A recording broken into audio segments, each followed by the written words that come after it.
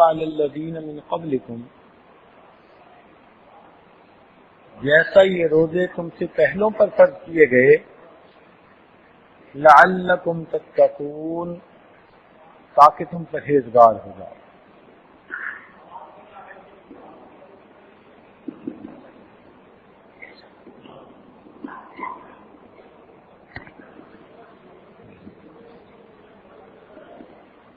یا ایھا الذین آمنوا،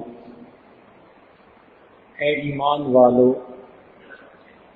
کتب علیکم الصیام، تم پر روزوں کو فرض کر دیا گیا، کما کتب علی الذین من قبلکم، جیسا کہ تم سے پہلوں پر روزے فرض کیے گئے، لعلکم تتقون، تاکہ تم پرہیزگار ہو جاؤ۔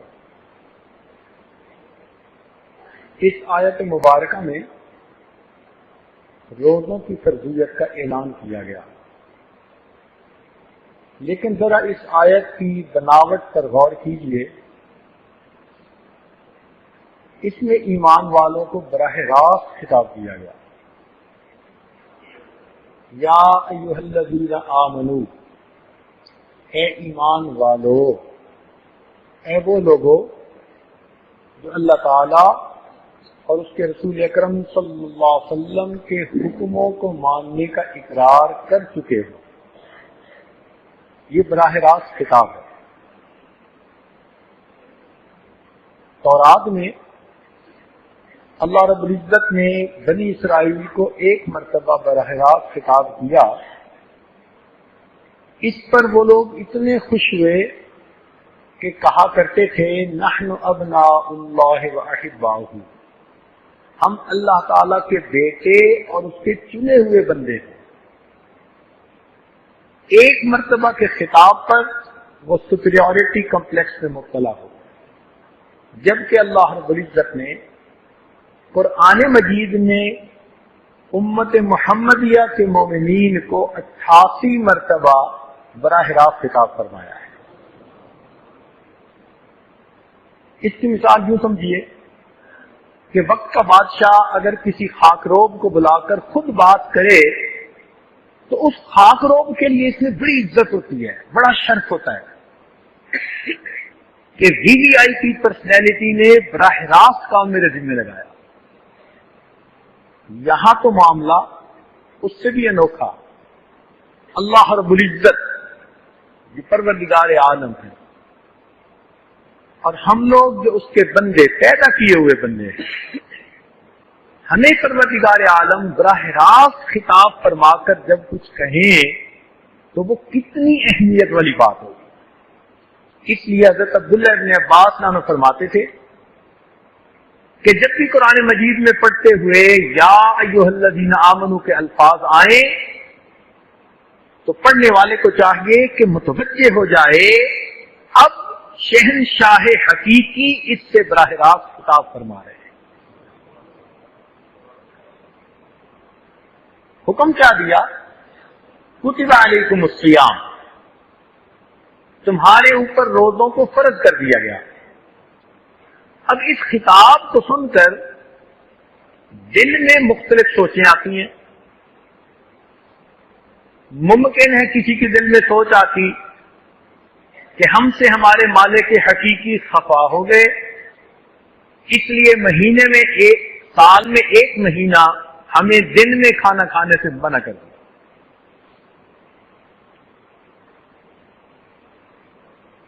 تو اس سوچ کو کریکٹ کرنے کے لیے فوراً آگے اس کا تسلی کی بات کر دی گئی کہ یہ روزے جو تم پر فرض کیے گئے نہ تو سزا کے طور پر فرض کیے گئے کہ تم سے کوئی ناراضگی ہے، اور نہ اس لیے کیے کہ ہمیں اپنے ریسورسز کے ڈپلیٹ ہونے کا خطرہ ہے۔ ہوتے ہیں نا کئی مرتبہ بجٹ بناتے ہیں تو جی اب اس مد میں تھوڑی رقم رہ گئی تو احتیاط سے خرچ کرو، یہ بھی مسئلہ نہیں۔ تو پھر اصل وجہ کیا؟ فرمایا کما کتب علی الذین من قبلکم، جیسا کہ یہ روزے تم سے پہلوں پر فرض کیے گئے، یعنی یہ کوئی تم پر نئی پابندی نہیں، یہ ایک عبادت کی کنٹینیویشن ہے. تمہارے پہلے لوگ بھی یہ کام کرتے رہے. اب جب مومن یہ سنتا ہے کہ پہلوں پر بھی روزے فرض تھے تو دل میں تسلی ہو جاتی ہے کہ ناراضگی نہیں ہے، کوئی سزا بھی نہیں ہے، یہ ایک عبادت ہے جو اللہ تعالی کے قرب کا ذریعہ ہے. تو اس لیے فوراً کہہ دیا گیا کما کتب علی الذین من قبلکم، جیسا کہ یہ روزے تم سے پہلوں پر فرض کیے گئے. اور پھر روزہ فرض ہونے کی حکمت بھی بتا دی گئی، آبجیکٹو بھی بتا دیا گیا کہ تمہیں بھوکا پیاسا رکھ کے تمہارے مالک کو نہیں کچھ ملے گا، اس کا فائدہ بھی تمہارے لیے ہے. وہ کیا؟ لعلکم تتقون، تاکہ تم پرہیزگار بن جاؤ. تو معلوم ہوا کہ یہ جو عبادت مومنین پر فرض کی گئی، اس کا مقصد بھی مومنین کے اندر اچھی صفات کا پیدا کرنا ہے. اب جب پوری آیت کو پڑھتے ہیں تو پھر دل کو تسلی ہو جاتی ہے اور دل میں ایک شوق پیدا ہوتا ہے کہ اس عبادت کو ہم نہایت اہتمام کے ساتھ پورا کریں. اس آیت سے ہمیں ایک نقطہ اور بھی ملا. ہم بھی اپنے گھر میں کبھی بیوی کو حکم دیتے ہیں، کبھی بچے کو حکم دیتے ہیں، تو ہم سوچیں کہ کیا ہم بھی قرآنی اسلوب کو اپناتے ہیں؟ کیا ہم اس کو پہلے پیار سے بلاتے ہیں جیسے یہاں خطاب دیا گیا؟ جب اس کو کوئی بات کہتے ہیں تو کیا اس کے فوائد اور اس کی حکمتیں بھی کبھی ساتھ بیان کرتے ہیں تاکہ ان کو بھی کانشیس کلیئر ہو جائے کہ یہ بات جو کہی جا رہی ہے اس کے پیچھے لاجک کیا، وجہ کیا؟ ہم نارمل مسٹیک کیا کرتے ہیں کہ اسٹریٹ اوے 2 لفظوں میں ایک بات کہہ دیتے ہیں. جب سننے والے کو پوری بات کلیئر ہی نہیں ہوتی تو کئی مرتبہ اس کو کمپلائی کرنے کے اندر مشکلات پیش آ جاتی. تو قرآن مجید نے ہمیں کتنا پیارا اسلوب بتایا. رمضان مبارک میں اللہ رب العزت نے قرآن مجید کو نازل کیا، یہ مومنین کے لیے اینول ورکشاپ کی مانند ہے. آج کے سائنٹیفک دور میں یہ پروفیشنل لوگ اپنی ورکشاپ منعقد کرتے رہتے ہیں اپنے آپ کو اپ ڈیٹ کرنے کے لیے، اپنے پروفیشنل نالج میں ترقی کے لیے، اپنے لوگوں کو امپروو کرنے کے لیے. یہ اینولی کچھ نہ کچھ کرتے رہتے ہیں. قرآن مجید نے 1400 سال پہلے تصور پیش کر دیا کہ اے ایمان والو، تمہیں بھی اپنی فیلنگز کو، اپنی کیفیات کو مینٹین کرنے کے لیے، اپ گریڈ کرنے کے لیے سال میں ایک ایسا مہینہ دیا جا رہا ہے کہ جس میں قرآن مجید کی تعلیمات تم شروع سے لے کے آخر تک پھر سنو گے اور جذبوں کی سچائی کے ساتھ پھر عمل کا ارادہ کر لو گے. اب دیکھیے رمضان مبارک میں تراویح میں شروع سے لے کے آخر تک قرآن مجید پڑھا جاتا ہے. اس کا مقصد کیا کہ ہم اللہ تعالیٰ سے جو عہد کر چکے، اگر ہم سال کے دوران سستی کوتاہی کے مرتکب ہوئے، ہم ایک مرتبہ پھر اس کو سنیں اور ایک نئے عزم کے ساتھ نئی بیٹری چارج کر کے اللہ تعالیٰ کی رحمتوں سے ایک نئی زندگی کا آغاز پھر شروع کر دیں. دین اسلام نے ایسی تعلیمات دی قیامت تک کے ہر تقاضے کو پورا کرنے کے لیے کافی، وافی اور شافی ہے. ہمیں ایک مرتبہ ایک کورس کرنے کا موقع ملا، اس کا ٹاپک تھا افیکٹو مینجمنٹ. جو انسٹرکٹر تھے وہ ایک جرمن تھے، ڈاکٹر مسٹر براڈی ان کا نام تھا، اور وہ اتنے ایکسپیرینس تھے، اتنے قابل تھے کہ دنیا کی 7 مختلف یونیورسٹیز کے وزٹنگ پروفیسر تھے.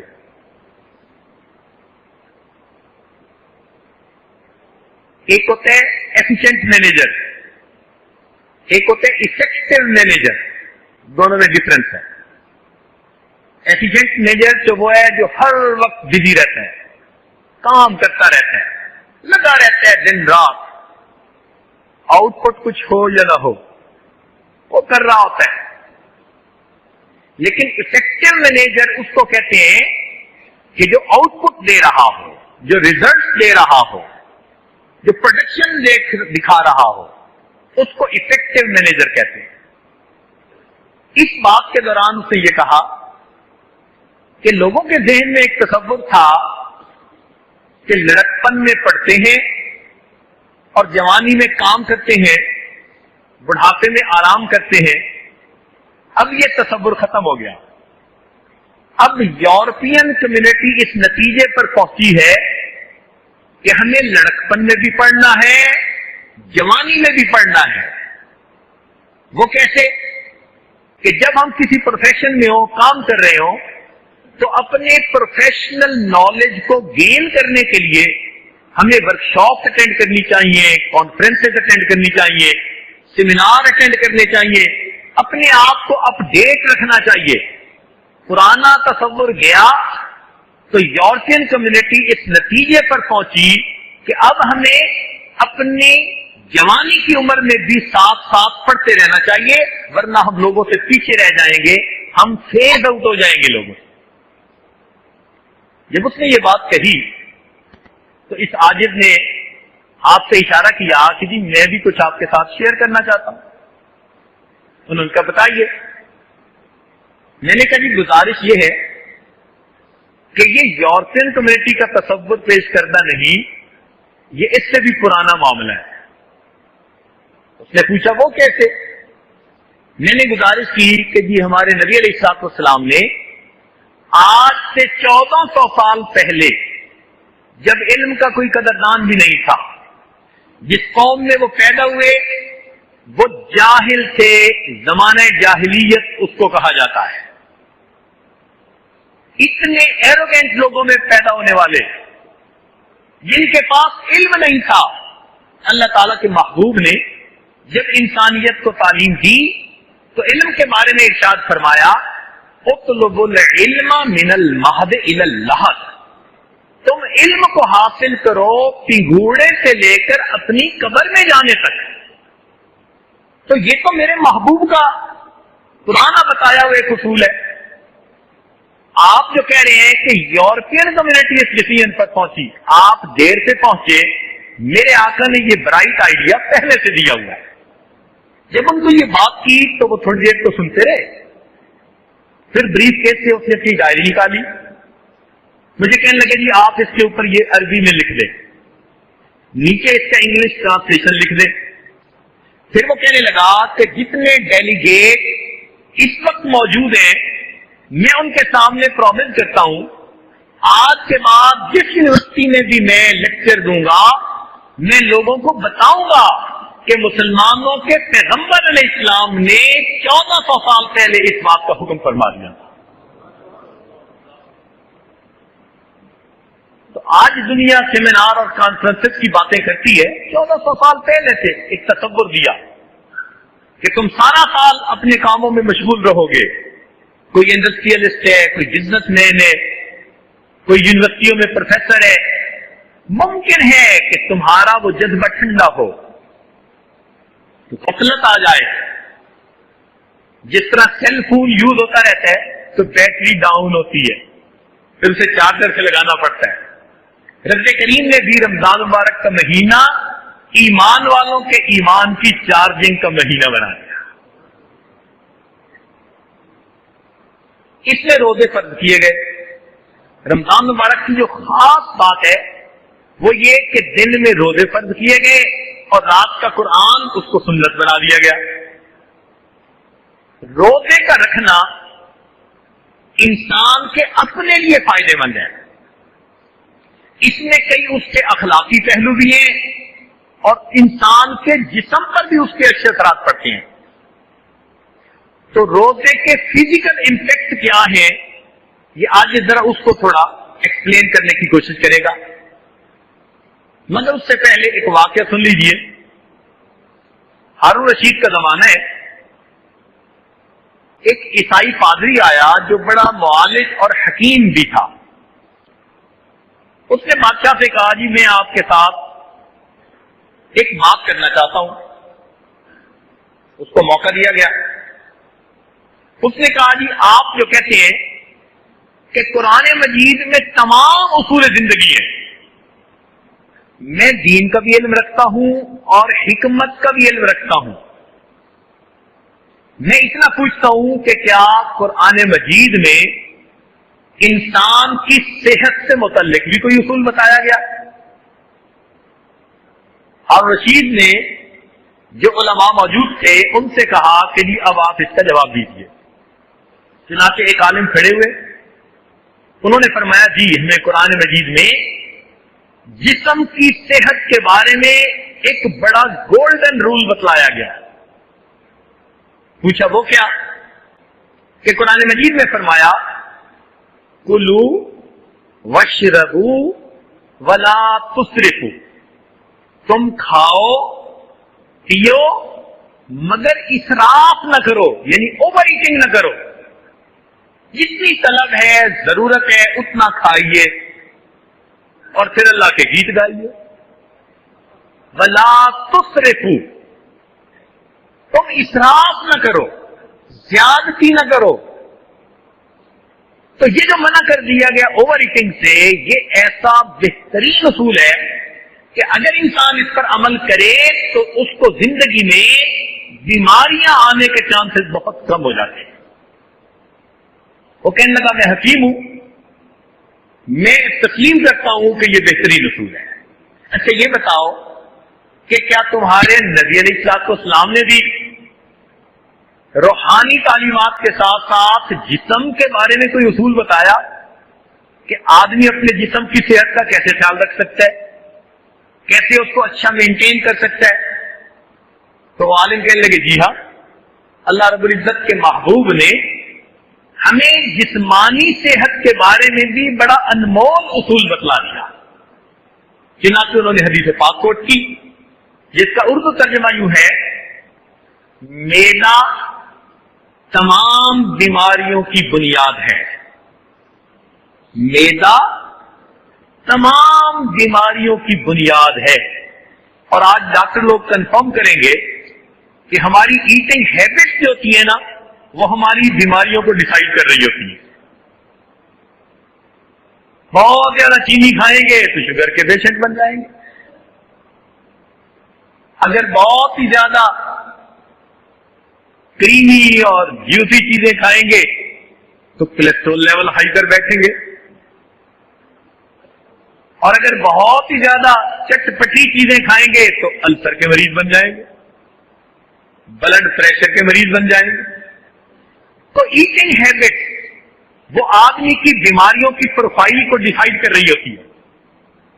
تو نبی علیہ السلام نے ارشاد فرمایا معدہ بیماریوں کی بنیاد ہے، یہاں سے بیماریاں شروع ہوتی ہیں.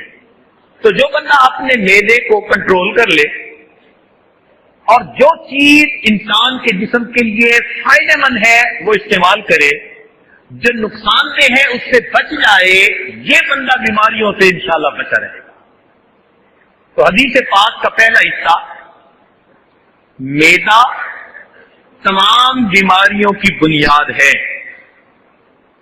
دوسرا حصہ آگے، تم جسم کو وہ دو جس کی اس کو ضرورت ہے. جسم کو وہ دو جس کی اس کو ضرورت ہے.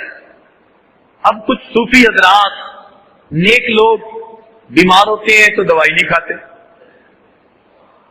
نبی علیہ السلام کی تعلیمات کے خلاف.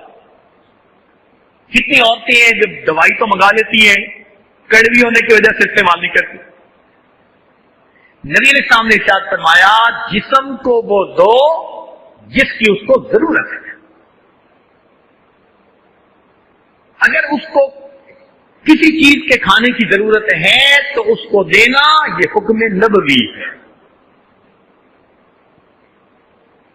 اور آخری بات کہی کہ الوقایۃ خیر من العلاج، پرہیز علاج سے زیادہ بہتر ہوتا ہے. اور آج اس میں ہم واقعی بہت ہی زیادہ سستی کے مرتکب ہوتے ہیں. یا آپ دیکھیں کہ دسترخوان پہ کسی نے سویٹ ڈش کی طرف پہلے ہاتھ بڑھایا, آپ اسی وقت سمجھ لیں کہ یہ ڈائبیٹک بندہ ہوگا. پراٹھے کھائیں گے, آرٹریز بھی بند ہوں گی, اور پھر کہیں گے جی اللہ مالک ہے. نہیں, اللہ تعالیٰ تو مالک ہے, لیکن پروردگار نے عقل بھی تو دی ہے نا استعمال کرنے کے لیے. تو عقل جب بتا رہی ہے کہ اگر میں ہارٹ پیشنٹ ہوں اور مجھے مٹھائی سے منع کیا گیا تو مجھے منع ہونا چاہیے. لوگ اس کو توکل سمجھتے ہیں, حالانکہ یہ گناہ ہوتا ہے. جس بندے کو ڈاکٹر جس چیز سے منع کر دیں کہ تمہارے جسم کے لیے نقصان دے, وہ اس کو کھا کے توکل کا مظاہرہ مت کرے. توکل کا ثواب تو نہیں ملے گا. ممکن ہے اگر اس کے کھانے سے موت آ گئی تو قیامت کے دن خودکشی کا عذاب ہو جائے. یہ کھا تو میٹھا رہے ہوتے ہیں, مگر یہ سلو پوائزن ہی ہوتی ہے. جس کی ڈائبٹیز ہی کنٹرول نہیں ہے اور اس کے پاؤں پہ زخم بھی بنا ہوا ہے, اور پھر وہ میٹھا کھا رہا ہے. میٹھائی سے مت سمجھیے, یہ پوائزن ہے مٹھائی کی شکل میں. تو نبی علیہ السلام نے ارشاد فرمایا, میدا تمام بیماریوں کی بنیاد ہے. جسم کو وہ دو جس کی اس کو ضرورت ہے, اور پرہیز علاج سے بہتر ہے. تو جب بھی کوئی آدمی بیمار ہو تو وہ اپنا پرہیز کرے ان تمام چیزوں سے جو اس بیماری کو زیادہ کرتی ہے.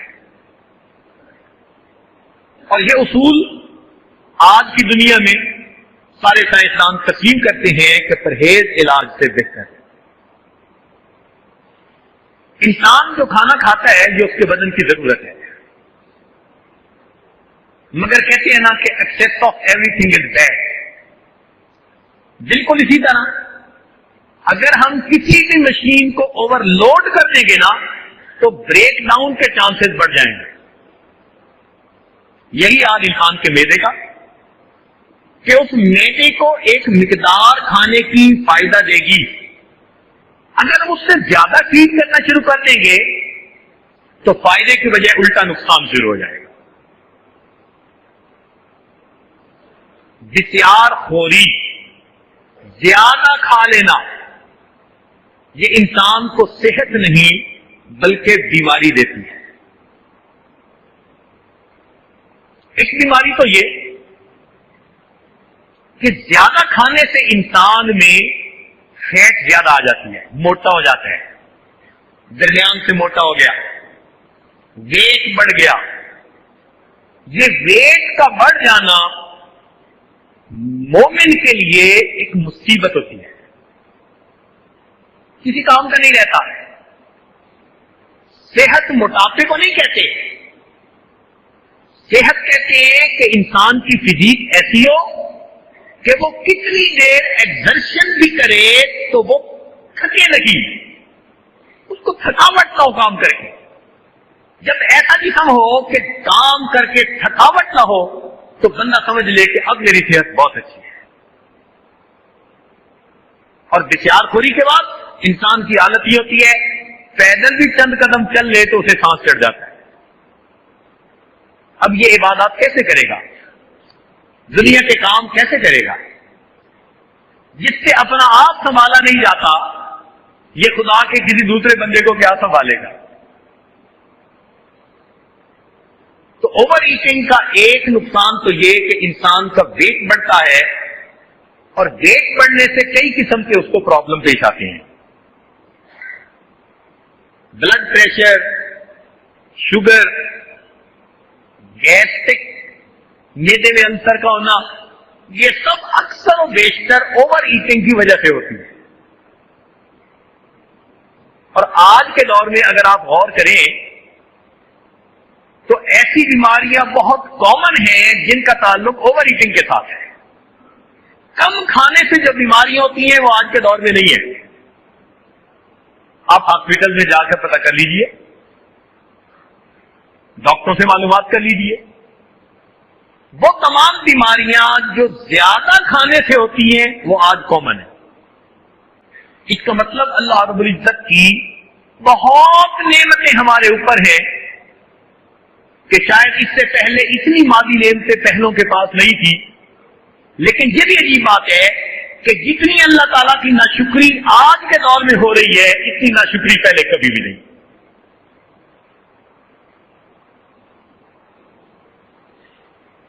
انسان کی خوراک ہمیشہ اس کی ضرورت کے مطابق رہنی چاہیے.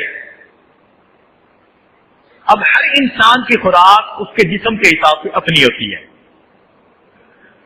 تاہم علماء نے کتابوں میں لکھا کہ جتنی انسان کو بھوک ہو اس سے 2-4 لقمے ذرا کم کھائے تو یہ بہتر ایٹنگ ہیبٹ ہے.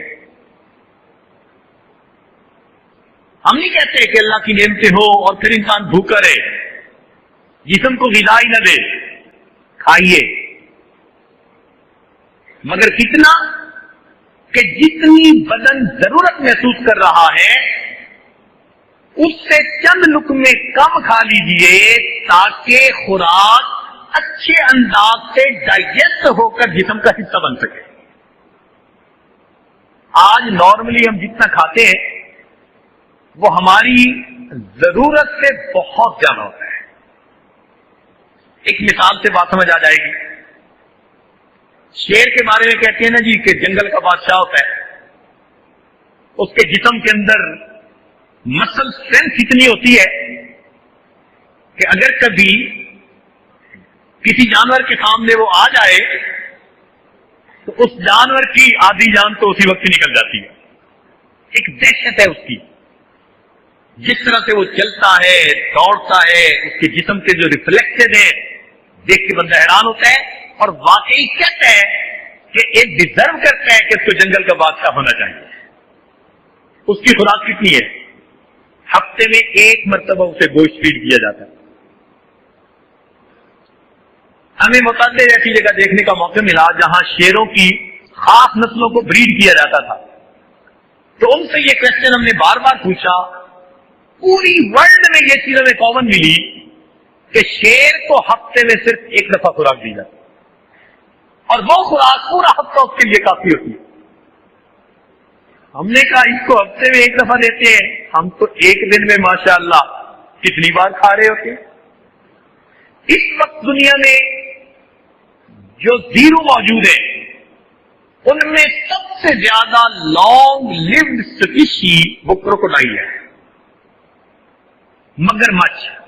اس وقت بھی مگرمچھ کی عمر 150 سال، 250 سال، 200 سال تک جا رہی ہے. تو سب سے زیادہ لمبی زندگی والا حیوان اس وقت زمین کے اوپر مگرمچھ ہے، اور اس کی جو مسل اسٹرینتھ ہے وہ بھی سب سے زیادہ. یعنی اگر شیر کا بازو بھی یہ اپنے جبڑے میں لے لینا تو بازو تو کٹ سکتا ہے، وہ چھوٹ کے واپس نہیں جا سکتا. اتنی مسل اسٹرینتھ ہے. اب اس پر ریسرچ کی گئی کہ اس کی لمبی زندگی اور اس کی مسل اسٹرینتھ اتنی زیادہ ہونے کی وجہ کیا ہے، تو پتہ چلا کہ اس جانور کی خوراک بہت تھوڑی. آپ حیران ہو گے کہ جس کروکوڈائل کا ویٹ 700 kg ہو، یعنی اگر 70 kg کا ایک بندہ ہو تو 10 آدمیوں کے وزن کے برابر جس مگرمچھ کا وزن ہے وہ 24 گھنٹے میں 750 گرام کھانا کھاتا ہے. 750 گرام، لیس دین 1 kg. اور ہمارا دوپہر کا کھانا ہی ماشاءاللہ 2 kg کے برابر ہوتا. اور 3 کھانوں کے علاوہ چائے کے نام پر اور پتہ نہیں کس کس کے نام پر ہم اور کیا کھا رہے ہوتے ہیں. تو اگر ہم دیکھیں تو ہم اپنے جسم کو اپنی ضرورت سے بہت زیادہ فیڈ کر رہے ہوتے ہیں. اور یہ دستور ہے کہ جب بھی کسی مشین کو اوور برڈن کر دیا جائے گا اس مشین کا جو پروڈکٹ ہوگا وہ صحیح نہیں ہوگا. وہی ہمارے جسم کا حال ہے کہ چونکہ بہت زیادہ فیڈ کر دیتے ہیں تو ہمارے جسم میں پھر چربی بڑھنی شروع ہو جاتی ہے. ہمارے جسم میں جو طاقت آنی چاہیے پھر وہ نہیں آتی. اچھا، ہم جب اوور ہیٹ کرتے ہیں تو دماغ ہمارے جسم کے اندر جو خون ہوتا ہے نا اس کو جسم کے آرگنز کے اندر ڈسٹریبیوٹ کر رہا ہوتا ہے. جیسے فائر فائٹنگ کوئی کرتے ہیں نا کہ جہاں ضرورت ہے وہاں زیادہ توجہ دو. تو جب ہم بہت زیادہ کھا لیتے ہیں ہمارا دماغ ڈیسیژن لیتا ہے کہ بدن کو میں سب سے زیادہ خون کی ضرورت سٹامک کو ہے. تو ہمارا ایک بڑا شیئر بلڈ کا وہ سٹامک کی طرف ڈائیورٹ ہو جاتا ہے. ہمارے دماغ میں اس وقت بلڈ تھوڑا پہنچ رہا ہوتا ہے، اس لیے غنودگی طاری ہوتی ہے. زیادہ کھا لینے کے بعد جو غشی سی طاری ہوتی ہے یا غنودگی سی طاری ہوتی ہے، اس کی بنیادی وجہ کہ جسم کے اعضاء میں سے بلڈ کم کر کے دماغ نے سٹامک کو بھیجا. اس کو ڈائجسٹ کرنا مصیبت پڑ گئی ہے، ابھی عمل کو کیجیے تو باقی جسم کے تھوڑا حصہ ملتا ہے تو بندہ پھر لیزی بن جاتا ہے، سویا رہتا ہے. تو اس کے کتنے سارے نقصانات ہیں. بہترین ایٹنگ ہیبٹ یہی کہ جتنی ضرورت انسان کو محسوس ہوتی ہے اس سے کچھ لقمے کم کھائے تاکہ وہ اچھی طرح انسان کے جسم کو ہضم ہو کر خوراک مل سکے. چنانچہ ایک حکیم کے بارے میں آتا ہے کتابوں میں کہ مدینہ آ گئے اور وہاں آ کر انہوں نے کچھ دن زندگی گزاری. ان کا خیال تھا کہ مدینہ میں کوئی حکیم نہیں تو میرا کام اچھا چلے گا. مگر کتنے دن گزر گئے کہ ان کے پاس کوئی آیا ہی نہیں. تو وہ نبی علیہ السلام کی خدمت میں حاضر ہوئے، کہنے لگے جی کہ میں تو اس لیے آیا تھا کہ میرا کام اچھا چلے گا اور یہاں تو میرے پاس کوئی آیا ہی نہیں. تو نبی علیہ السلام نے ایک بات فرمائی، ارشاد فرمایا کہ یہ لوگ کھانا اس وقت کھاتے ہیں جب انہیں سخت بھوک لگی ہوتی ہے. صحابہ کرام کے بارے میں فرمایا کہ یہ کھانا اس وقت کھاتے ہیں جب ان کو سخت بھوک لگی ہوتی ہے اور ابھی کچھ بھوک باقی ہوتی ہے یہ کھانے کو مکمل کر لیتے ہیں. اس وجہ سے ان کو بیماریاں کم ہوتی ہیں. تو صحت مندی کا بہترین راز اللہ رب العزت کے محبوب نے بتا دیا. تاہم انسانوں کی سمجھ ڈفرینٹ ہے، ایجوکیشن لیول ڈفرینٹ ہے، ریسورسز ان کے پاس، اکنامک کنڈیشن ڈفرینٹ ہوتی ہے. تو اللہ رب العزت نے بندوں پر مہربانی فرمائی، ایک مہینہ ایسا بھیج دیا کہ اس مہینے میں کوئی گڈ ایٹنگ ہیبٹ کو اپناتا ہے یا نہیں، وہ زبردستی ان کا پابند ہو جائے تاکہ اس کو فائدہ مل جائے. چنانچہ جو لوگ سارا سال خوب کھاتے ہیں، رمضان مبارک میں ان کے جسم میں سے کتنے ایسی چیزیں ہوتی ہیں جو ایکسیس ہوتی ہیں اور وہ ساری کی ساری جسم سے نکل رہی ہوتی ہیں. رمضان مبارک ان کے لیے صحت کا ضامن بن جاتا ہے، صحت کا ذریعہ بن جاتا ہے. مجھے ورجینیا میں امریکہ میں ایک عیسائی ملے، انجینئر تھے. تو کوئی بات ہوئی تو مجھے کہنے لگے کہ میں آج کل فاسٹنگ کر رہا ہوں. میں نے ان سے پوچھا بھائی کیا مطلب؟ کہنے لگا آپ لوگ نہیں ایک مہینہ کے لیے کیا کرتے؟ میں نے کہا. کہنے لگا اس میں میڈیکلی اتنے فائدے ہیں کہ میں نے ظاہری فائدوں کی خاطر اپنی زندگی کا معمول بنا لیا، ہر سال ایک مہینہ میں بھی روزے رکھتا ہوں. یعنی غیر مسلم جنہوں نے ابھی اسلام بھی قبول نہیں کیا وہ بھی اسلامی تعلیمات کی حکمتوں کو مانتے ہیں اور بسا اوقات ان کو اپنا کے دنیاوی فائدے اٹھاتے ہیں. نبی علیہ السلام کم کھانے کے عادی تھے، چنانچہ نبی علیہ السلام کی مبارک زندگی میں 3 کنزیکٹیو دن ایسے نہیں آئے، پوری نبوت کی زندگی میں 3 کنزیکٹیو دن ایسے نہیں آئے کہ آپ نے تینوں دن پیٹ بھر کے کھانا کھایا. ایک دن کھایا تو دوسرے دن فاقہ، اگر 2 دن کھایا تو تیسرے دن فاقہ. سید فاطمہ الزہرا رضی اللہ تعالیٰ عنہ اللہ رب العزت کے محبوب کی خدمت میں حاضر ہوتی ہے. محبوب دو عالم کی عادت مبارکہ تھی کہ آپ اٹھ کر ان کا استقبال فرماتے تھے اور ان کو اپنی جگہ پر بٹھاتے تھے. چنانچہ جب آپ نے ان کو بٹھایا تو انہوں نے اپنی چادر کے گانٹھ کھولی تو آدھی روٹی خشک سی اس میں بنی ہوئی تھی. انہوں نے اس کو نبی اسلام کی خدمت میں تحفہ کے طور پر پیش کیا. ابا جان میں آپ کی خدمت میں ہدیہ اور تحفہ لے کر آئی. سیدنا علی اللہ تعالیٰ عنہ آٹا لائے تھے, میں نے روٹیاں بنائی, ایک ایک روٹی سب کے حصے میں آئی, ایک میرے حصے میں بھی آئی.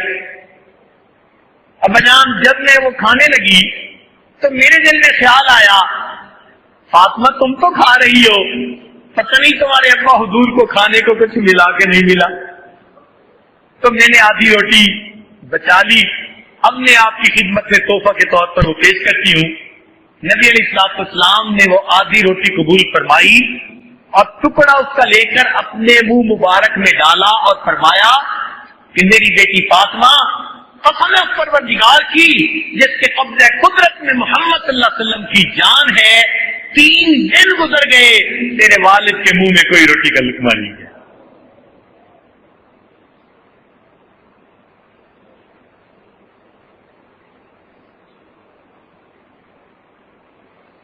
جتنے بھی دنیا میں مشاہیر گزرے, اگر کبھی آپ ان کی زندگی کو دیکھیں نا اس ایسپیکٹ سے کہ وہ کتنا کھاتے تھے, تو یہ چیز آپ کو کامن نظر آئے گی کہ ان کی خوراک بہت واجبی تھی, نارمل سی تھی, وہ اوور ایٹ کیا کرتے تھے.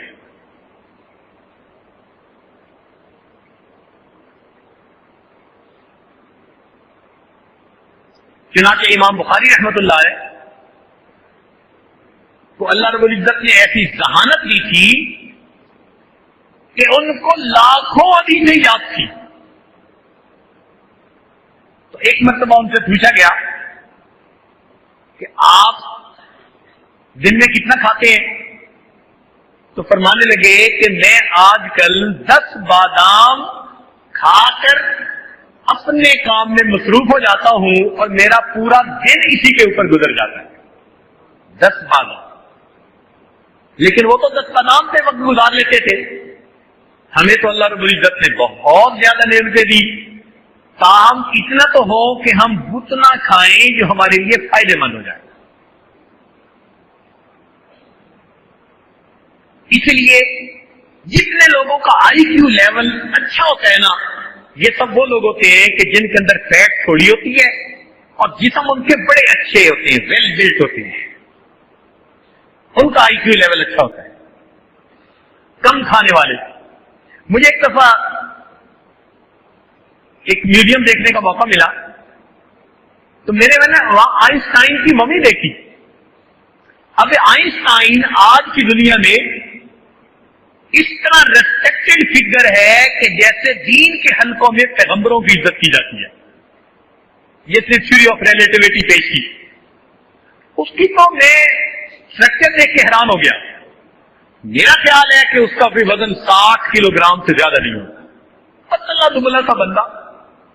لیکن اللہ نے اس کو کیسا دماغ دیا کہ اس نے جو مادے اور انرجی کے ٹرانسفارم ہونے کی ایکویشن دی, آج اس پر بنیاد رکھ کر دنیا کے اندر سب سے زیادہ ریسرچ کی جا رہی ہے. تو جتنے بھی اچھے دماغ والے لوگ آپ کو ملیں گے نا, ان سب کی ایٹنگ ہیبٹ بہت ہیلدی ہوں گی. ہمارے نوجوانوں کو چاہیے کہ یہ بھی اچھی ایٹنگ ہیبٹ کو اپنائیں, اور رمضان مبارک کا مہینہ اپنی ہیبٹ کو کنٹرول کرنے کے لیے بہترین مہینہ ہے. حکم دے دیا گیا کہ دن کے اندر کھانے پینے سے آپ رک جائیے. اس کی کتنی حکمتیں ہیں. انسان کے اندر صبر پیدا ہوتا ہے, انسان کے اندر اللہ تعالیٰ کی نعمتوں کی قدر نامی آتی ہے. ہم پتہ نہیں کتنا کھانا ضائع کر دیتے ہیں. جب خود بھوکے ہوتے ہیں نا تب پتہ چلتا ہے کہ ایک لقمے کی کیا ویلیو ہوتی ہے. تو جہاں اس کے کتنے اور فائدے, ایک فائدہ یہ کہ انسان اپنے ایٹنگ اسکیڈول کو کنٹرول کر سکتا ہے. ایک ہوتا ہے کم کھانا، یہ بھی نبی علیہ السلام کی مبارک سنت، اور ایک ہوتا ہے آہستہ کھانا، یہ بھی نبی علیہ السلام کی مبارک سنت ہے۔ اس میں بھی ایک دلچسپ نقطہ ہے، آہستہ کھانا۔ آپ نے دیکھا ہوگا نا کہ ہم میں سے بعض دوست کھانے کی دسترخوان پر بیٹھتے ہیں نا تو ودن 2-3 منٹ وہ بہت کچھ کھا چکے ہوتے ہیں، وہ دسترخوان سے بہت کچھ ان کے پیٹ کے اندر شفٹ ہو چکا ہوتا ہے ودن فیو منٹ، اور پھر جب کھا لیتے ہیں تو تھوڑی دیر کے بعد پھر پیٹ پکڑ کے کہتے ہیں یار آج بہت کھا لیا ہے، اوور ایٹنگ کر لیتے ہیں۔ اس میں ایک دلچسپ بات اور نقطہ جو فائدہ دے گا وہ یہ کہ مجھے ایک مرتبہ ایک مضمون پڑھنے کا موقع ملا جس کو ڈاکٹر کی ایسوسی ایشن ہے کسی ملک کی، انہوں نے چھاپا تھا، پکی بات۔ انہوں نے لکھا تھا کہ جو بندہ اپنے وزن کو کم کرنا چاہے اس کو چاہیے کہ وہ آہستہ کھائے۔ اب اس کو پڑھ کر یہ بڑا حیران ہوا، بھائی اب تک تو کہتے تھے کہ جو وزن کم کرنا چاہے وہ ڈائٹنگ کرے۔ دو طرح کے لوگ ہوتے ہیں نا، کچھ ڈائٹنگ کرتے ہیں اس کے قائل ہوتے ہیں اور کچھ ڈائی ایٹنگ کے قابل ہوتے ہیں۔ کچھ ڈائٹنگ کے قائل اور کچھ ڈائی ایٹنگ اس کے قائل ہوتے ہیں۔ تو ہم نے پہلی مرتبہ سنا کہ جناب آہستہ کھانے سے انسان کا وزن گھٹتا ہے، ہمارے لیے ایک نئی چیز تھی۔ ہم نے پورے لٹریچر کو پڑھا تو واقعی اس نے ایک عجیب بات لکھی ہوئی تھی۔ اس میں لکھا ہوا یہ تھا کہ جب ہم کھاتے ہیں ہم نے کتنا کھایا یہ ڈیسیژن ہمارا دماغ کرتا ہے۔ اچھا دیکھیں ایک مثال سمجھیں کہ انسان کا سر بالکل سیدھا ہے یا جھکا ہوا ہے، اس کا ڈیسیژن آنکھیں نہیں کرتی، اس کا ڈیسیژن دماغ کرتا ہے۔ ہمارے کانوں میں ایک کینال ہے جس میں لیکوڈ ہوتا ہے اور وہ لیکوڈ اپنا لیول مینٹین کرتا ہے، اس لیول کا سگنل جب دماغ کو پہنچتا ہے تو دماغ سمجھ لیتا ہے کہ سر سیدھا ہے یا سر جھکا ہوا ہے۔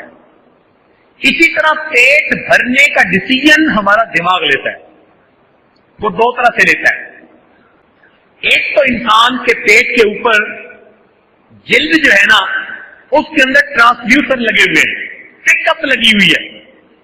جب انسان کھاتا ہے اور اسٹومک ذرا پھیلتا ہے تو ایلونگیشن ہوتی ہے، تو یہ پک اپ لگے ہوئے ہیں وہ ایلونگیٹ ہونے سے اندازہ لگا لیتے ہیں کہ اندر کتنی خوراک چلی گئی۔ مگر یہ سلو ایکٹنگ ٹرانسڈیوسر ہے، یہ اپنے سگنل کو بنا کر دماغ تک پہنچانے میں 7 منٹ سے لے کے 10 منٹ تک لے سکتے ہیں۔ 7 منٹ تقریباً ان کو چاہیے۔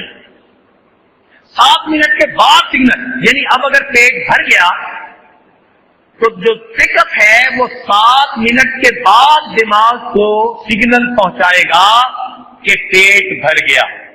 اس کو کہتے ہیں لانگ ایکٹنگ ٹرانسڈیوسر۔ اب دوسرا سگنل انسان کو ملتا ہے اس کے منہ سے۔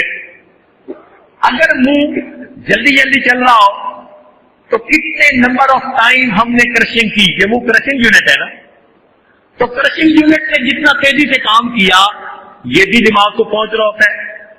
ان دو سگنلز کو سامنے رکھ کر انسان کا دماغ ڈیسیژن لیتا ہے کہ میں نے کتنا کھا لیا۔ اب ہم کیا کرتے ہیں کہ 3-4 منٹ کے اندر 2 روٹیاں بھی کھا لی، پانی بھی پی لیا، ڈرنک ڈش بھی کھا لی، ابھی نیچے کا سگنل پیٹ والا بھی نہیں پہنچا ہوتا اور اس سے پہلے ہم اوور ایٹ کر چکے ہوتے ہیں۔ لہذا جب اصل سگنل پہنچتا ہے تب ہم ریئلائز کرتے ہیں یار آج تو ہم نے واقعی بہت زیادہ کھا لیا ہے۔ اس کی ایک پروف ہے، دیکھیے آپ ابھی کھانا کھا رہے ہیں، فرض کرو آپ نے آدھی روٹی کھائی، آدھی روٹی کھا کے کوئی فون آ گیا ضروری، باہر ملک سے کال تھی، انٹرنیشنل کال تھی، آپ سننے کے لیے چلے گئے. اگر آپ 5-7 منٹ پورن سنتے رہے تو واپس آئیں گے نا تو آپ کی بھوک مٹ چکی ہوگی. لوگ کہتے ہیں جی بھوک مر جاتی ہے. بھائی بھوک نہیں مرتی، وہ جو چند منٹ گزرے پیٹ کا صحیح سگنل دماغ کو پہنچ گیا، دماغ نے فائنلائز کر لیا کہ اتنی خوراک میرے لیے کافی ہے. تو اس لیے اوور ایٹنگ بھی نقصان دہ ہے اور تیز تیز کھا لینا بھی نقصان دہ. اور عجیب بات کہ محبوب کی دونوں سنتیں، ایک تو انسان اپنی بھوک سے تھوڑا سا کم کھائے، یہ بھی سنت ہے، اور دوسرا انسان آہستہ آہستہ چبا چبا کر کھانا کھائے، یہ بھی میرے محبوب کی سنت ہے. تو جو انسان سنت کی نیت سے ان چیزوں کو اپنائے گا، یہ دنیا کے فائدے تو مفت ہی میں پاتا چلا جائے گا. یہ تو مفت میں فائدے ملتے چلے جائیں گے اس کو. تو رمضان مبارک میں دن میں روزہ رکھنے کا مقصد کیا ہوتا ہے کہ ہمارے بدن میں ذرا خوراک کم ہو. اچھا جب کم ہوتی ہے تو کیا ہوتا ہے؟ جب بھی بدن میں معدے میں خوراک کم ہوگی اور بدن کو ضرورت ہے تو بدن کی جو فیٹ ہے نا اس کو اسی وقت شوگر میں کنورٹ کر کے بدن استعمال کرنا شروع کر دے گا. اسٹیرائڈز ہوتے ہیں جو بدن کے اندر جنریٹ ہو جاتے ہیں اور وہ انسان کے فیٹ کو شوگر بنا دیتے ہیں اور وہ انسان کے بدن میں پھر استعمال ہو رہی ہوتی ہے.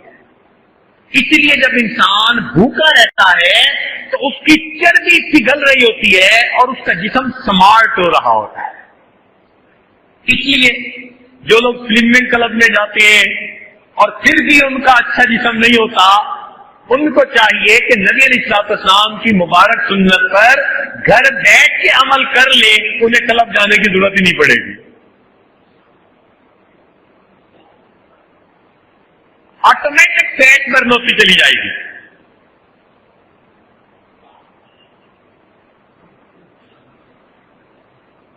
تو ایک تو رمضان مبارک میں روزے رکھوائے گئے اور دوسرا رات کو تراویح کا حکم دیا گیا، اس میں بھی ہمارا فائدہ. اچھا ذہن میں سوال پیدا ہوتا ہے کہ تراویح کا جسمانی فائدہ کیا؟ تراویح کا جسمانی فائدہ کیا؟ روحانی فائدے تو ہے ہی صحیح. اس آیت میں عرض کیا شروع میں کہ آج روزے کے جسمانی فائدے کیا ہیں، اس ٹاپک کو تھوڑا کھولا جائے گا. تو سوال پیدا ہوتا ہے کہ جی تراویح کے جسمانی فائدے کیا ہوئے؟ تو بھائی نماز کے روحانی فائدے تو بے شمار ہیں، جسمانی فائدے بھی ہیں. یہ ایکسرسائز بھی تو ہے نا. پہلے کہا جاتا تھا ڈاکٹروں کی طرف سے کہ جی آپ ہفتے میں 4 دن کم از کم برسک واک کیا کریں، بلکہ 10 سال پہلے کہتے تھے جاگنگ کیا کریں، یہ بھاگا کریں. پھر ثابت ہوا کہ جو جاگنگ زیادہ کرتے ہیں تو بڑھاپے میں ان کے پاؤں کی جو ہڈیاں ہوتی ہیں وہ پرابلم کرتی ہیں. اب ڈاکٹر آہستہ آہستہ آ گئے جی کہ برسک واک کہتے ہیں ذرا تیز چلنے کو، کہ جی یہ انسان کے لیے سب سے فائدے مند. اور اللہ تعالیٰ کی شان دیکھیے کہ برسک واک ذرا تیزی کے ساتھ چلنا یہ بھی میرے محبوب صلی اللہ علیہ وسلم کی مبارک سنت ہے. حدیث پاک میں آتا ہے کہ اللہ تعالیٰ کے محبوب ایسے چلتے تھے جیسے اونچی جگہ سے کوئی نیچے کی طرف تیزی کے ساتھ اتر رہا ہوتا ہے. ذرا تیز چلنا یہ محبوب کی مبارک سنت ہے. اور آج دنیا نے دھکے کھا کھا کے بالآخر میرے محبوب کی سنت کو اپنا لیا دنیا کے فائدے کی خاطر. ہم کہتے ہیں جی برسک واک کرنا چاہیے، چلیں جی برسک واک کرتے ہیں. پھر اب انہوں نے کہا کہ یہ جو ہم دن میں ایک مرتبہ برسک واک کرتے ہیں نا یہ بھی اتنی فائدے مند نہیں ہے، یہ دن میں کئی مرتبہ کرنی چاہیے. اب یہاں سوال پیدا ہوا کہ بندہ ہر وقت واک ہی کرتا رہے گا. انہوں نے کہا نہیں جی تھوڑی سی ایکسرسائز کر لے جس سے کہ انسان کے ہارٹ بیٹ تھوڑا تیز ہو جائے، جو فلوئڈ انسان کے اندر بلڈ کی شکل میں بہ رہا ہے اس کی اماؤنٹ بڑھ جائے تاکہ پوری شریانوں کو یہ صاف کر دے۔ انہوں نے کہا جی چند مرتبہ ایکسرسائز کریں اگرچہ تھوڑی ہو۔ چنانچہ ہمارے ایک دوست جاپان میں گئے تو ایک جگہ ایک کمپنی کے ڈائریکٹر کی بورڈ آف ڈائریکٹر کی میٹنگ تھی۔ وہ کہنے لگے کہ اس 8-10 گھنٹے کی میٹنگ کے دوران وہ 1-1.5 گھنٹہ کے لیے میٹنگ کرتے اور پھر کھڑے ہو جاتے اور اپنی کرسی کے ساتھ ہی کوئی بازو ہلا رہا ہوتا، کوئی نیچے جا رہا ہوتا، کوئی تھوڑا آگے پیچھے ہو رہا ہوتا، کرسی کے قریب ہی، اور وہاں کھڑے کھڑے تھوڑی ایسے ہاتھوں سے ایکسرسائز کر کے لائٹ ایکسرسائز پھر بیٹھ جاتے۔ اس میٹنگ کے دوران انہوں نے 3 مرتبہ بریک لے کر یہ ایکسرسائز کی۔ تو کہتے میں نے ان سے پوچھا کہ آپ یہ کیا کر رہے ہیں؟ وہ کہنے لگے جی ہمارے ڈاکٹر اس نتیجے پر پہنچے کہ دن میں 1 مرتبہ ایکسرسائز کرنے کی بجائے چند مرتبہ لائٹ ایکسرسائز کر لی جائے تو اس کا فائدہ زیادہ ہوتا ہے۔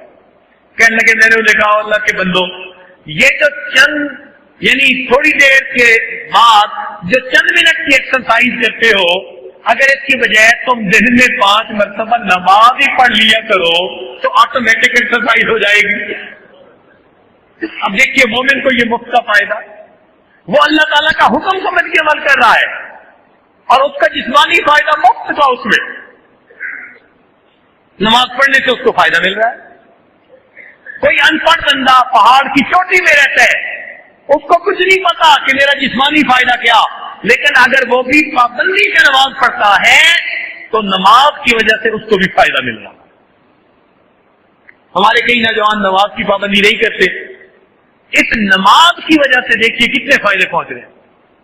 مجھے ایک مرتبہ ہم اسپیس میوزیم دیکھ رہے تھے، Smithsonian series of museum Washington میں، تو ہم ایک ڈاکٹر صاحب مل گئے، وہ بات چیت کرتے رہے، انہوں نے حلیہ دیکھا مسلمانوں والا، تو مجھے کہنے لگے کہ تمہیں پتہ ہے کہ جو زیادہ عبادت گزار ہوتے ہیں نا مسلمانوں میں، ان کے چہرے پہ نور ہوتا ہے؟ میں نے کہا جی بالکل ہوتا ہے، صلحاء کا نور۔ کہنے لگے اس کی ایک ریزن ہے، انگلش میں بات کر رہا تھا، میں نے کہا جی کیا ریزن ہے؟ کہنے لگا کہ انسان کا جسم جو دل سے نیچے ہے اس میں دل کے لیے بلڈ پہنچانا آسان ہے، اور جو بدن اوپر ہوتا ہے اس میں بلڈ پہنچانا انسان کے لیے مشکل کام ہے۔ وہ ذرا ڈفرینس آتا چلا جاتا ہے، اس لیے سر میں جتنا فلڈڈ بلڈ جانا چاہیے وہ نہیں جاتا۔ یہ مسلمان لوگ جو نماز پڑھتے ہیں نا تو یہ نماز میں سجدہ کرتے ہیں، میں نے کہا جی بالکل کرتے ہیں۔ کہنے لگا سجدے میں ان کا سر چہرہ نیچے ہوتا ہے، ان کا دل اوپر ہوتا ہے۔ یہی ایک ایسی صورت ہے کہ جس میں فلڈڈ ہو کر بلڈ انسان کے چہرے اور اس کی پوری جلد کے اندر جا رہا ہوتا ہے، اور کہنے لگا اگر ذرا لمبا سجدہ کرو تو پورے چہرے کے اندر خون محسوس ہوتا ہے۔ میں نے کہا، کہنے لگے کہ یہ جو بلڈ کی سرکولیشن روز فلڈڈ چہرے پر ہو رہی ہوتی ہے، یہ انسان کے چہرے کو تر و تازہ بنا دیتی ہے۔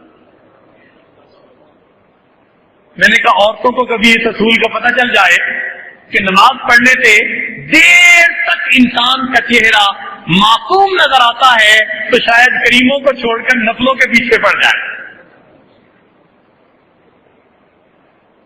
اور واقعی آپ دیکھیں گے کہ جو بھی نیکوکار انسان ہوگا نا، اس کے چہرے پہ آپ کو ایک روشنی نظر آئے گی، ایک نور نظر آئے گا۔ واقعی روحانی اثر اپنی جگہ، مگر نماز کے جسمانی فائدے بھی تو ہے نا۔ وہ جو بلڈڈ ان کو پہنچ رہا ہوتا ہے سجدوں میں، وہ ان کے چہروں پہ بہار کی تازگی عطا فرما دیتا ہے۔ اچھا، اب نماز کے جسمانی فائدوں میں سے ایک فائدہ بتا کے ذرا اپنے ٹاپک کو مکمل کریں۔ ڈاکٹر اس بات پر متفق ہے کہ آدمی رات کو جب سوتا ہے صبح کے وقت اس کا شوگر لیول سب سے ڈاؤن ہوتا ہے۔ اسی لیے لیبارٹری میں کولیسٹرول چیک کروانا ہونا، کہتے ہیں جی فاسٹنگ کر کے صبح کے وقت آئے بغیر کھائے، اس وقت شوگر لیول سب سے ڈاؤن ہوتا ہے۔ تو جب شوگر لیول انسان کا سب سے ڈاؤن ہے تو اللہ تعالیٰ نے فجر کی نماز کی کتنی رکعتیں بنائی؟ 4، اس لیے کہ لیول تو پہلے ہی ڈاؤن ہے۔ زیادہ لمبی ایکسرسائز کی ضرورت ہی نہیں، بھلے قرات کتنی لمبی کرو مگر ایکسرسائز کتنی ہے؟ 4 رکعت، 4 رکعت پہ کام سمٹ گیا۔ اب اس کے بعد ہم نے دوپہر میں کھانا کھایا اور ماشاءاللہ خوب پیٹ بھر کے کھایا۔ جب کھانا کھایا تو شوگر لیول اوپر چلا گیا، اب 4 رکعت نہیں، اب کتنی رکعت کر دی گئی؟ 12 رکعتیں بنا دی گئی کہ اب تمہیں زیادہ ایکسرسائز کی ضرورت ہے، ایکسرسائز کرو گے یہ تمہاری کنٹرول ہو جائے گی، تمہیں بہتری ہوگی، فائدہ مل جائے گا۔ اچھا جب لیول کم ہو گیا تھا تو پھر اثر کی پھر کتنی رکعتیں بنا دی گئی؟ بھائی کیونکہ کم ہو گیا تھا نا، 4 آپشنل، بھائی اگر تم چاہو تو پڑھو ورنہ کوئی بات نہیں، تمہیں معاف کر دیں گے۔ اور جتنی میڈیکلی ہے وہ کتنی؟ 4 فرض اور 4 ان کے اوپر چھوڑ دیا گیا۔ لیکن ہو سکتا ہے کہ اس کے بعد کسی نے اثرانہ چائے پی ہو، کوکیز کھائی ہو، آئس کریم کھا لی ہو، کسی بھوک لگ رہی ہے تو پھر لیول ذرا ہائی ہو سکتا ہے۔ تو مغرب کی نماز کتنی بنا دی گئی؟ 4 رکعت نہیں، کتنی رکعت؟ 7 رکعت بنا دی گئی۔ اور عام طور پر مغرب کے بعد عشاء کا کھانا ہوتا ہے، تو مغرب کے بعد پھر ہم نے کھانا کھایا۔ اب جب ہیوی کھانا کھایا تو اب رکعتیں 7 نہیں، کتنی کر دی گئی؟ 17۔ اب یہاں پر ذہن میں آتا ہے کہ یا اللہ دوپہر میں تو 12 سے کام چل گیا تھا، اب 12 کیوں نہیں 17 کیوں؟ فرمایا اس لیے کہ دوپہر میں 12 رکعتوں کے بعد تم نے ابھی جاگنا تھا، کام کرنا تھا اور شوگر لیول ڈاؤن ہونے کے چانسز تھے، اور اب تو جناب سونا ہے، لہذا 12 سے کام نہیں چلے گا، کتنی پڑھنی پڑے گی؟ 17 پڑھنی پڑے گی۔ اچھا جی چلو 17 سے کام چل گیا۔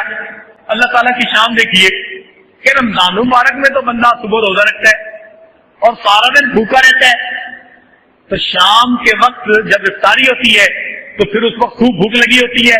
اکثر اوقات روزہ دار اس وقت اوور ایٹنگ کرتے ہیں، اس وقت ماشاءاللہ ملک شیک بھی پی لیا تو جوس بھی پی لیا تو کھانے بھی خوب کھا لیے، تو شوگر لیول جب دم ہائی چلا جاتا ہے۔ جب بہت زیادہ اوور ایٹنگ کر لی تو پروردگار عالم نے کیا فرما دیا کہ بھائی اب 17 رکعت سے بھی کام دوبارہ نہیں چلے گا، اب تمہیں 20 رکعت اور بھی ادا کرنی پڑے گی تاکہ تمہارے جسم کو صحیح فائدہ پہنچ جائے۔ ایک آدمی سفر سے نکلا ہے، اب سفر میں تو اس کی ایگزرشن ہوتی رہتی ہے، تو جب سفر میں ایگزرشن ہو ہی رہی ہے، پروردگار عالم نے فرمایا اچھا جو فرض تھے ہم نے وہ بھی آدھے کر دیے اور جو نفل تھے وہ تمہیں ویسے ہی معاف کر دیے، ایگزرشن تو تمہاری ویسے ہی ہو جاتی ہے۔ تو دیکھیے پروردگار عالم کتنے مہربان ہیں اپنے بندوں پر کہ عبادت بھی ایسی رکھی کہ جس کا بندوں ہی کو روحانی اور جسمانی فائدہ پہنچا۔ تو رمضان مبارک کا مہینہ آنے والا ہے، یہ ہمارے لیے فائدوں کا دروازہ کھولنے والا ہے، روحانی بھی اور جسمانی بھی۔ اب ہمیں اس کے لیے ابھی سے تیار ہونا چاہیے۔ حضرت مولانا دامت برکاتہم نے جو عنوان رکھا نا استقبال رمضان، پڑھ کے بڑا دل خوش ہوا۔ واقعی آج کا بندہ ایسا ہی ہے، جو بھی اچھا بندہ ہے نا وہ ہر چیز کو پلان کرتا ہے، کہتے ہیں نا ویل پلان ہاف ڈن۔ جس کام کو تم اچھا پلان کر لو گے سمجھ لو کہ آدھا کام ہو گیا۔ آج تو شادی کی بھی پلاننگ 1 سال پہلے سے کرنی شروع کرتے ہیں، بزنس کی پلاننگ بھی پہلے سے کرتے ہیں، پتہ نہیں کتنا عرصہ پلان کر کے پھر کوئی کام کرتے ہیں۔ تو وہی ہمیں رمضان مبارک بھی پلان کرنا چاہیے کہ ہم نے کیسے کرنا ہے۔ اس کی پلاننگ کوئی ورزش کرنی نہیں ہے کہ بھائی اتنی گھنٹ بیٹھ کے روز نکالنی شروع کر دو۔ اس کی پلاننگ یہ ہے کہ آپ اپنی مصروفیات کو ابھی سے ایسے اسکیڈول کریں کہ رمضان المبارک میں اپنے آپ کو لائٹ رکھنے کی کوشش کریں۔ گھر میں شادی ہونا تو بندہ پورا مہینہ اپنے آپ کو ذرا لائٹ رکھتا ہے، او جی میری گھر میں شادی ہے، میں نے ذرا اسکیڈول بہت لائٹ رکھا ہوا ہے تاکہ میں شادی بھگتا لوں۔ جیسے شادی بھگتانے کے لیے ایک مہینہ اپنا اسکیڈول لائٹ کر دیتے ہیں، اسی طرح ہمیں بھی چاہیے اللہ تعالیٰ کی مغفرت میں سے وافر حصہ پانے کے لیے، اپنے گناہوں کو بخشوانے کے لیے اور اپنے رب کو منانے کے لیے ہم بھی رمضان مبارک کے مہینے کو لائٹ پلاننگ کرنی ہے۔ اور ہم کر سکتے ہیں، کتنے کام ہوتے ہیں جو بندہ خود کرتا ہے، تو اپنے سفروں کو پلان ایسے کریں، اپنے کاموں کو پلان ایسے کریں، میٹنگ کو پلان ایسے کریں کہ رمضان المبارک میں آپ ذرا لائٹ ویٹ رہنے کی کوشش کریں۔ جب آپ مینٹلی کچھ ذرا فارغ ہوں گے تو یکسوئی سے نماز بھی پڑھ سکیں گے، تراویح بھی پڑھ سکیں گے، اور پھر پریشر بھی نہیں ہوگا کہ صبح فلاں میٹنگ میں ہم نے جانا ہے۔ تو ایک تو تیاری یہ ہے کہ اپنے آپ کو ذرا لائٹ لوڈڈ کر لیں، اور دوسرا یہ کہ اپنے آپ کو رمضان المبارک کے اسکیڈول کے ساتھ ایڈجسٹ کرنے کے لیے مینٹلی تیار کر لیں۔ ایک آدمی کے اوپر نا ایک ڈر سا ہوتا ہے، اور جی روزہ رکھ لیا تو پتہ نہیں میں کمزور نہ ہو جاؤں۔ ایک عجیب بات کروں، ہمارا ایک دوست تھا کالج میں، اور اس زمانے میں جب اس کی عمر تھی 18 سال، انٹرمیڈیٹ میں پڑھتا تھا، 18 سال عمر کی، اس کا وزن تھا 105 کلو گرام، اتنا بلکی اس کا جسم، اور وہ رمضان کے روزے نہیں رکھتا تھا۔ تو ایک دن اس سے پوچھا کہ رمضان کے روزے کیوں نہیں رکھتے؟ کہنے لگا میری امی کہتی ہے تم کمزور ہو جاؤ گے۔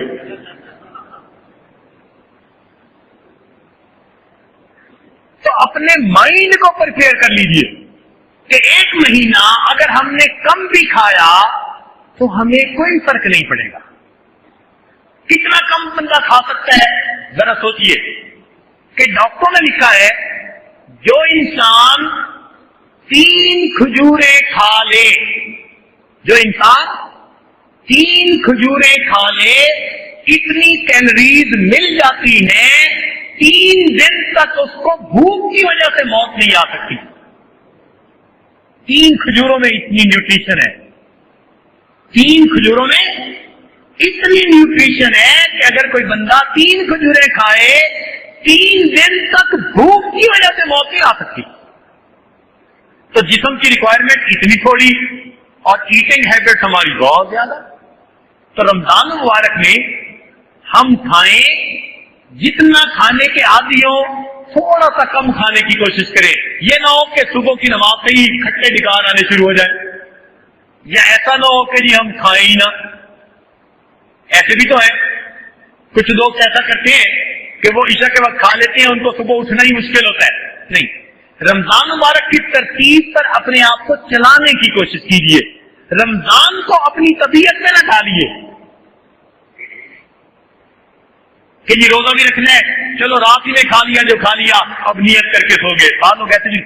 اس لیے سحری کرنا مستقل عبادت ہے، تہجد میں اٹھنا اور تہجد کے وقت میں نمازیں پڑھنا یہ مستقل عبادت ہے۔ اب ایک آخری نقطہ،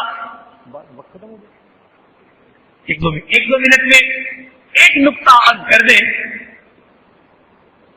وہ یہ کہ اللہ رب العزت کریم ہے، انہوں نے رمضان مبارک میں ایک رات بنائی جس کو لیلۃ القدر کہتے ہیں، اس کی تلاش کے لیے اعتکاف میں بیٹھا جاتا ہے۔